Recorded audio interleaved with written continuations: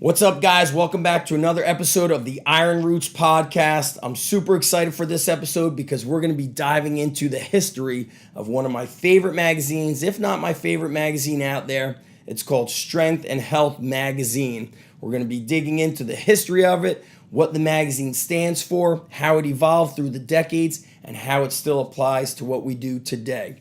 Let's get into it. This is Plays Iron Roots, a podcast dedicated to uncovering the strength legends, the training methods, and the stories around physical culture and iron history. I'm your host, Zach Evanesh. Grab yourself a protein shake, chalk up, and prepare to travel back in time through some of the most awe-inspiring stories of iron history. It's go time. Now, this magazine was purchased by Bob Hoffman. The original magazine, I believe, was just called Strength. And this magazine was essentially the strength and conditioning magazine of the early days from close to 100 years ago.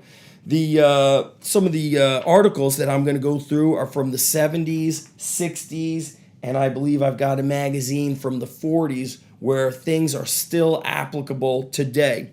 But the way I want to kick this episode off is by reading with you a letter from Bob Hoffman where he says, "Strength and Health begins its 40th year." Now, in 1914, that's when Bob Hoffman acquired Strength magazine. So he says, technically it's our 40th year. So he talks about some of the things that have changed since he was a young kid, like television, phones, cars, things of that. But then he says the thing that never changed is the human body.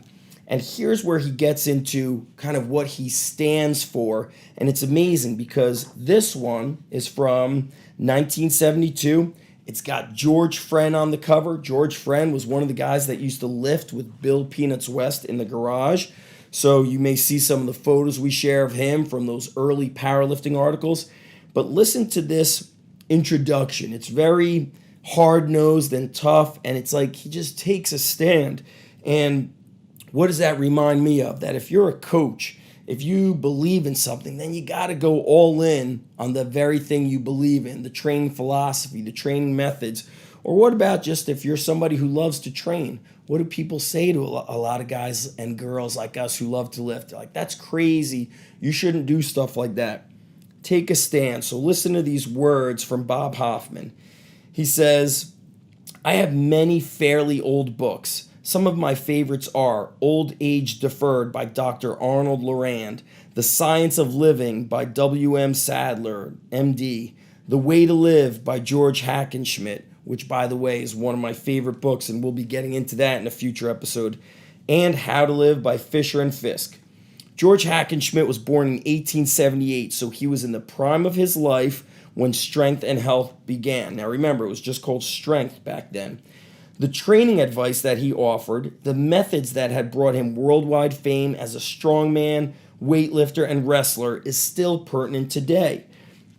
All the famous old champions believed in heavy exercise, for this was the method they used to build their great strength and muscles. It was well known that the strongest men, the most muscular men, were those who did maximum training with weights. So right there, he's really getting in your face saying, listen, if you want to get big, if you want to be successful in anything you do, you got to get strong and you got to lift heavy. Here's where he gets kind of like pushing the buttons. And this is going to probably fire up some people today, right? Some 40, 50 years later.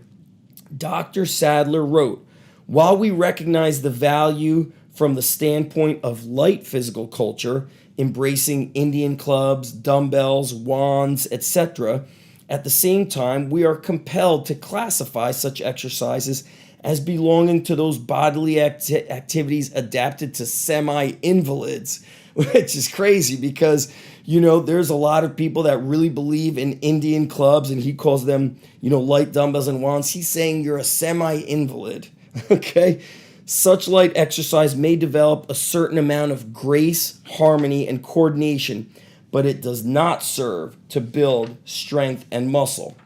He goes on to say, such light exercise is all right in its place, certainly harmless at all times, and it does have some small value, but it does not belong to the class of exercises which produce healthy muscular development. Dr. Sadler believed that it is the heavy movements which count in regard to physical development. And then he quotes, "The only way to build real strength and muscle," he said, "is by training with heavy weights." So if that's not a good old throat punch to the people that say you shouldn't lift heavy, I don't know what is. Although I trained with weights regularly during my early years, I did so mainly to improve my ability in the sports which I participated: canoe racing, rowing, swimming, running, boxing, wrestling, and many more. And by the way, guys, this article, this magazine from 72, has topics on preseason conditioning for wrestling.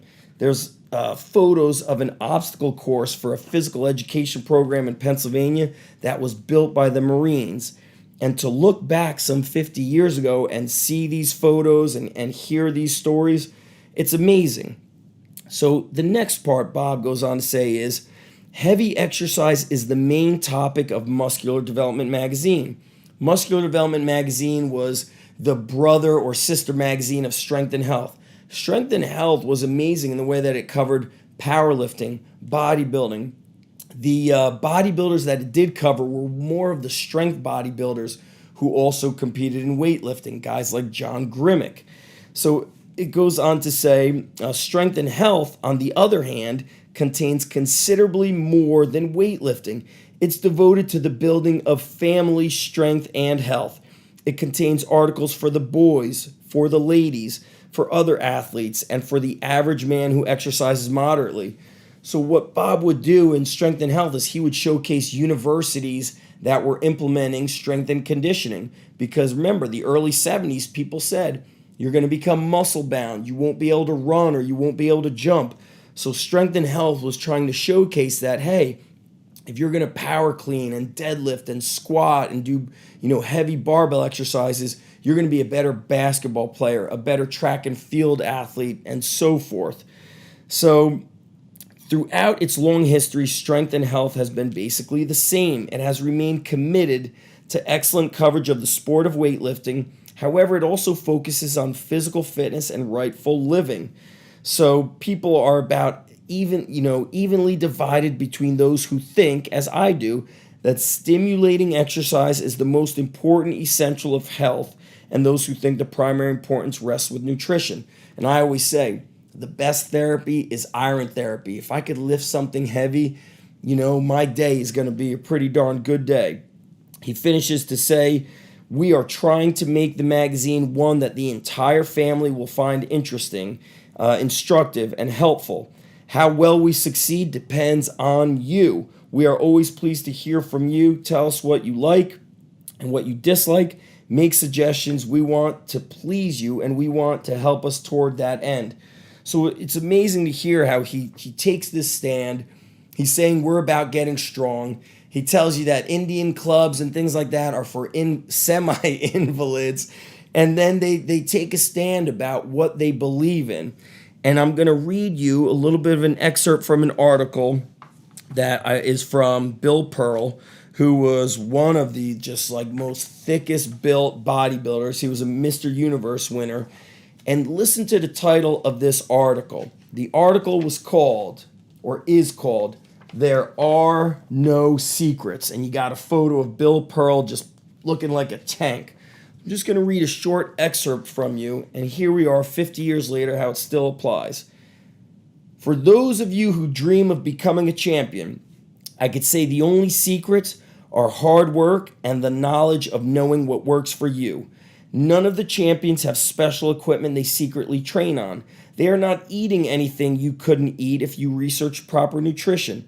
It is all a matter of being blessed with a body that responds to exercise. So he's being genuinely honest. He's saying, listen, it's going to be hard work, it's nutrition, and yes, it's genetics.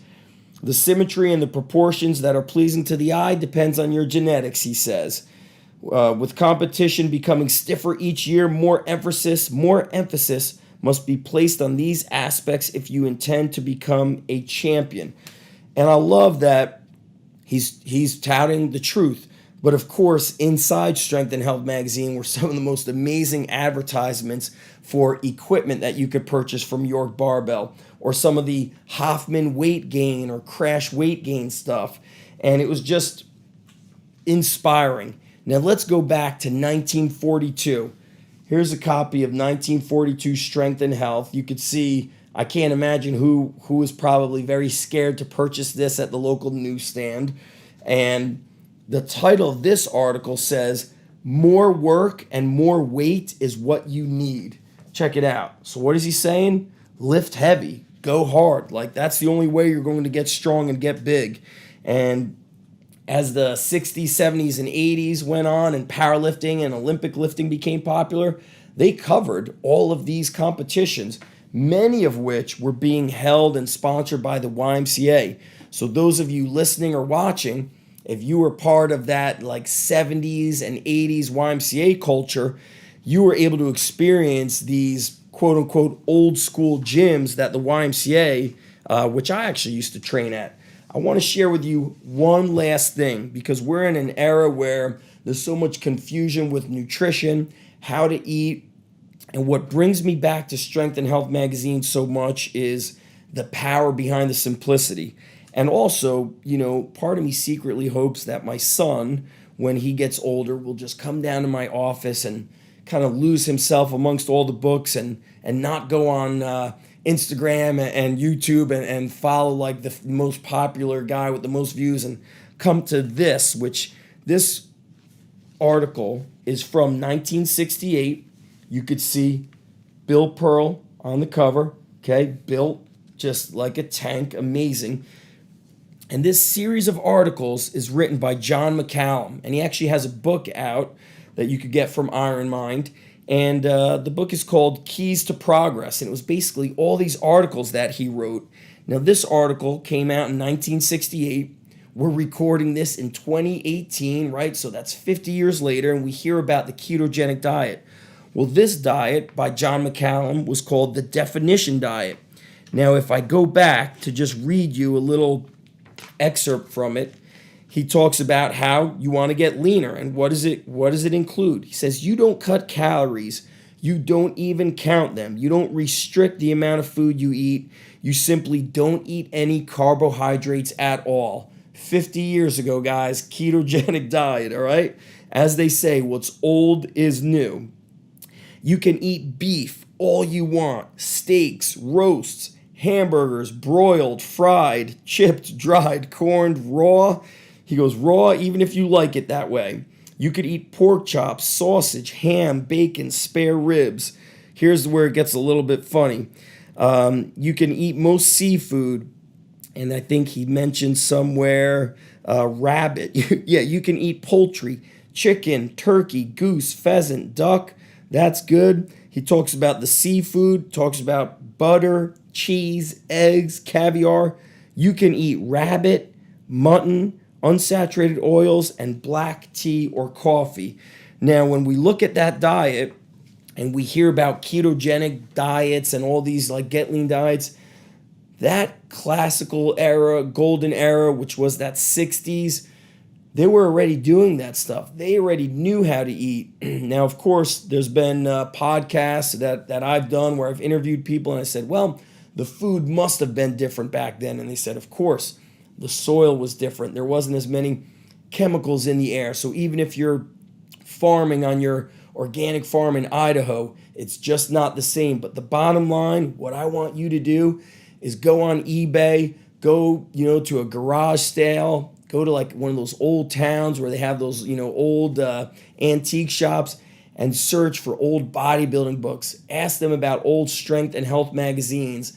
Go back 30, 40, 60 years and find that the training from decades ago is exactly what you need today. Not just the training, but also the nutrition. So I hope you enjoyed this episode of Iron Roots, where I went back and gave you insight into an awesome magazine that is Strength and Health Magazine from Bob Hoffman. If you enjoy the show, please share this with your friends. Leave us a comment here on YouTube, or if you're on iTunes or anywhere you can listen, leave us a review. We appreciate your feedback. And we're going to gift some Iron Roots t-shirts to the people who have the best comments and give us the best feedback. Again, thanks for watching, and we'll talk to you in the next episode.